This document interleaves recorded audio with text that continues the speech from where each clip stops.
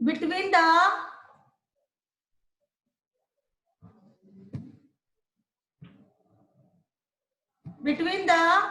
particles between the particles of gas, and they move in all direction. They move in all direction and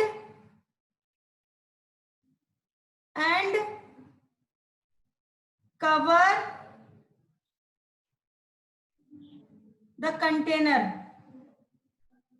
या fill the container completely. Fill the लिखो, and fill the container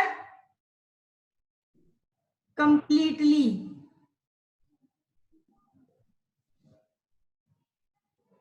समझ में आ गई बात? Yes ma'am. Ma'am gas की fluidity, Mukul gas की fluidity सबसे ज्यादा होती है।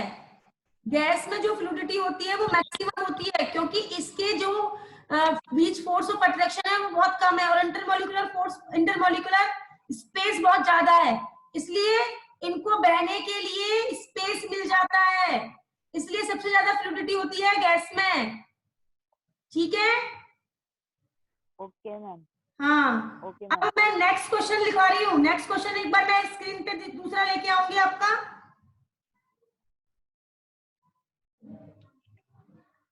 ये जो वो था गिरी फर्स्ट है, ये क्वेश्चन कौन सा बुक का? क्या कह रहे हो बेटा? नेक्स्ट क्वेश्चन है आपका, a gas exert pressure on the wall of the container. Note करिए, a gas exert pressure on the wall of the container.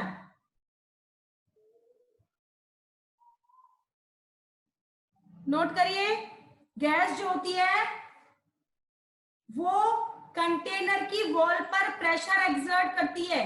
देखिए होता क्या है, गैस के पार्टिकल्स के बीच स्पेस बहुत ज्यादा होता है, और वो काइनेटिक एनर्जी बहुत ज्यादा होती है, इस वजह से वो कहीं भी रैंडमली मोशन करते हैं, और उस रैंडम मोशन में वो एक दूसरे से भी टकराते हैं और कंटेनर की वॉल से भी टकराते हैं। इस वजह से वो उसमें फोर्स ऑफ अट्रैक्शन लगाते हैं, सॉरी उसमें प्रेशर एक्सर्ट करते हैं। लिखिए,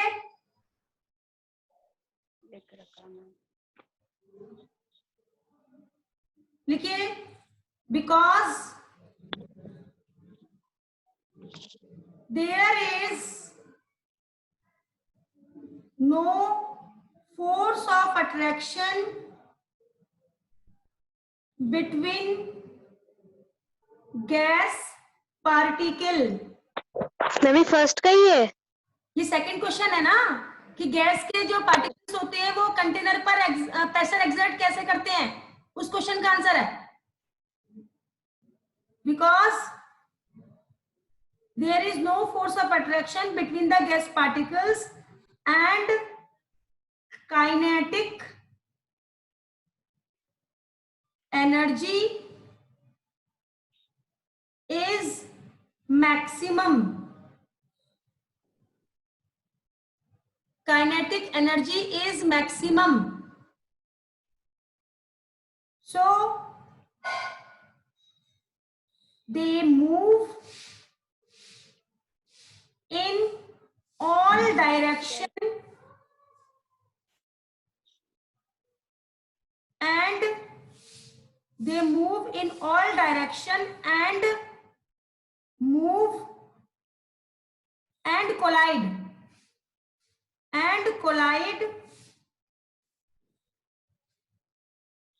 with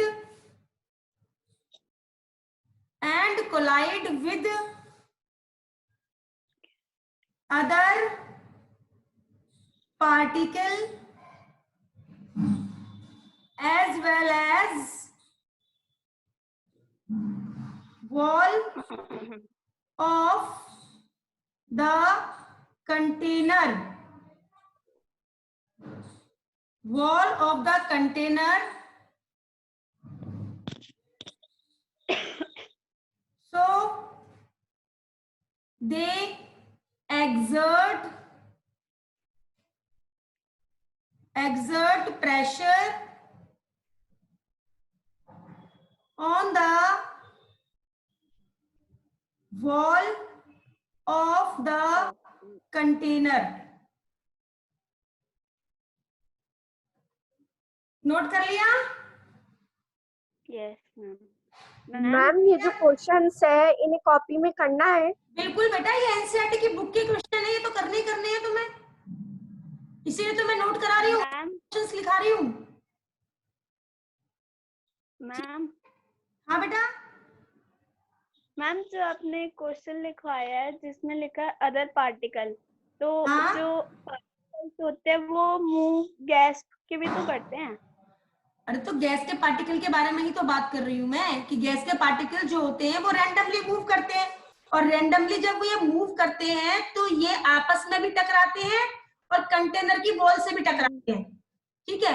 और जब वो कंटेनर की वॉल से टकराते हैं तो उस पर प्रेशर एक्सर्ट करते हैं। आप लोगों ने देखा है ना, जब कमरे में पर्दा लगा हुआ होता है तो और हवा चलती है, तो जो हवा के पार्टिकल होते हैं वो पर्दे से भी टकराते हैं, दीवार से भी टकराते हैं, लेकिन दीवार इतनी सॉलिड है कि वो हमें मूव करती दिखाई नहीं देती, लेकिन पर्दा हिलता हुआ दिखाई देता है ना।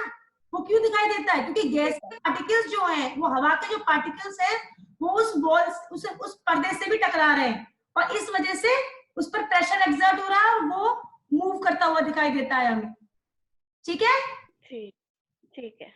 चलिए अब मैं नेक्स्ट क्वेश्चन देख रही हूँ। क्वेश्चन है आपका,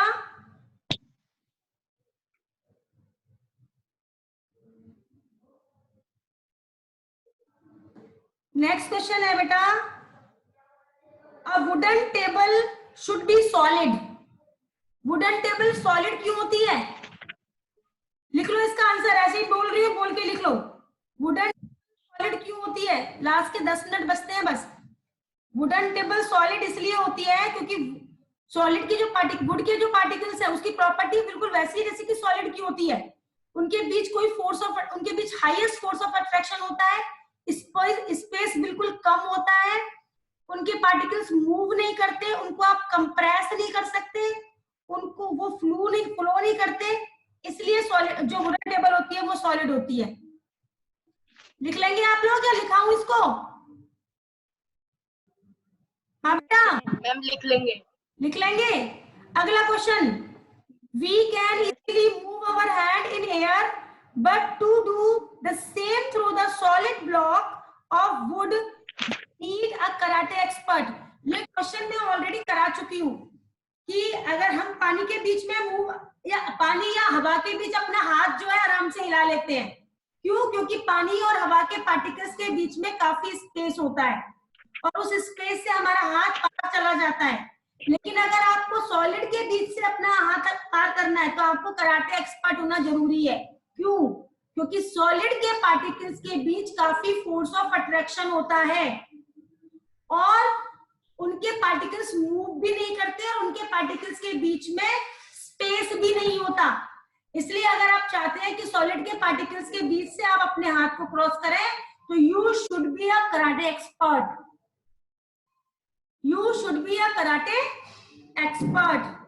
समझ में आ गई बात? बात समझ में आ गई? लिखाने की जरूरत है?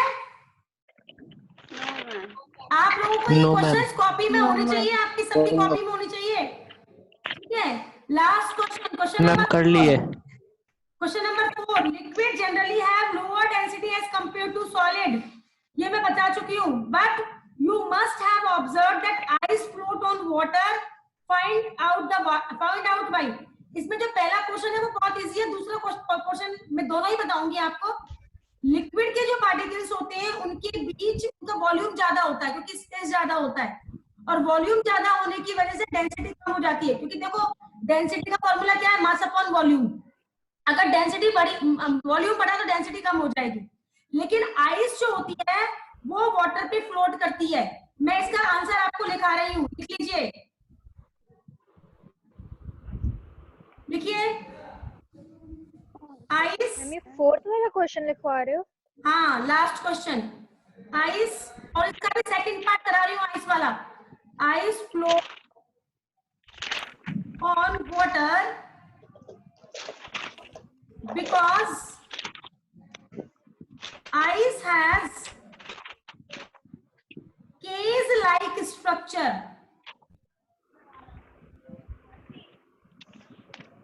अब ये केज लाइक स्ट्रक्चर क्या होता है?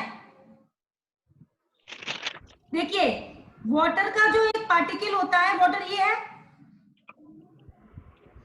वाटर का एक पार्टिकल 4 अलग अलग वाटर के पार्टिकल के साथ में बॉन्डिंग बनाता है इस तरीके से।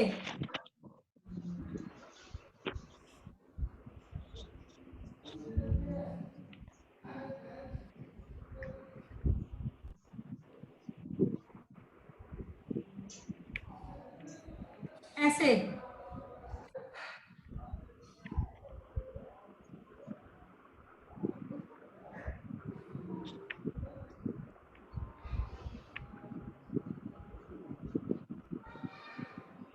इस तरीके से केज लाइक स्ट्रक्चर बना लेता है, और इस केज लाइक स्ट्रक्चर की वजह से इसका वॉल्यूम बढ़ जाता है।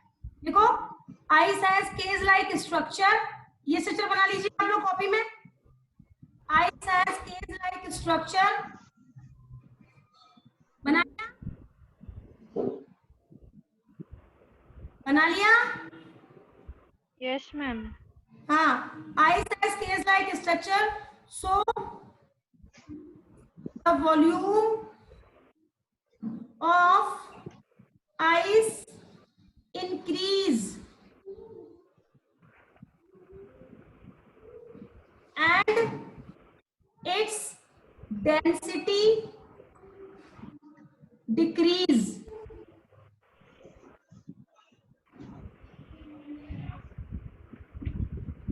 पापा ने अपनी बोतल ले ली। Density decrease. That is the reason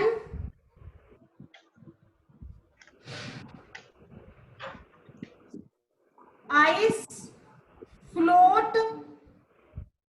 on water.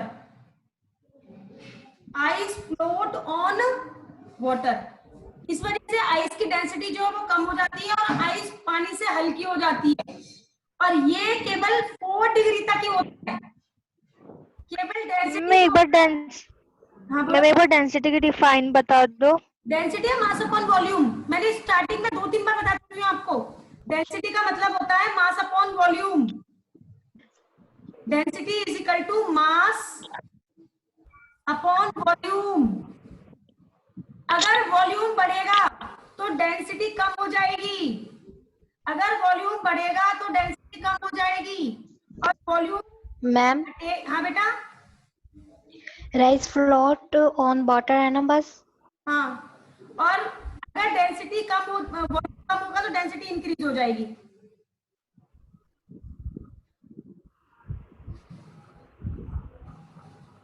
समझ में आ गई बात मेरी? समझ में? ये सारे क्वेश्चन आपकी कॉपी में होनी चाहिए। और कल के लिए नया टॉपिक है आपका इफेक्ट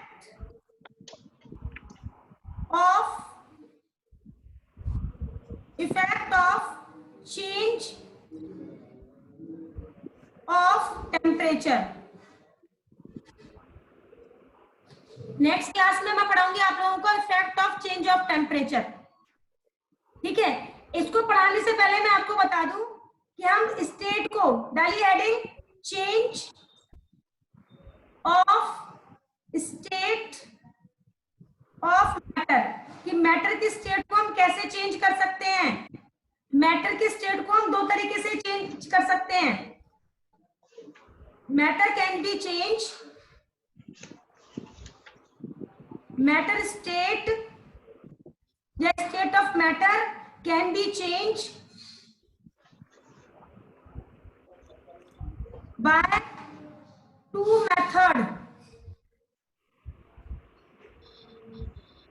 2 methods.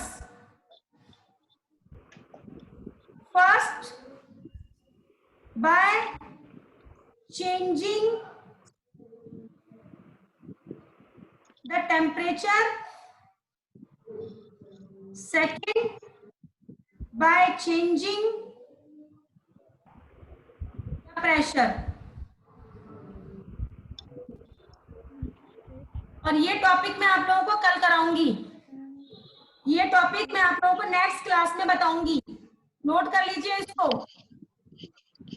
ओके मैम, ये मैं कर आप लोगों लिया। को नेक्स्ट, हाँ पढ़ लिया आप लोगों ने? यस कोई मैम। बात नहीं, मैं इसको डिटेल में आप लोगों को कल बताऊंगी। और किसी को कुछ पूछना है तो पूछ सकता है मुझसे, और किसी को कोई बात पूछनी है तो पूछ सकता है। मैम हाँ बेटा बोलो, मान्या बोलो फटाफट। मैम जो मैम ये डायरेक्शन वाले एंड के बाद हाँ मान्या मैम डायरेक्शन एंड होने वाला है, जल्दी बोलो। मैम जो मैम आपने डायरेक्शन एंड के बाद क्या था? ध्यान रखा तो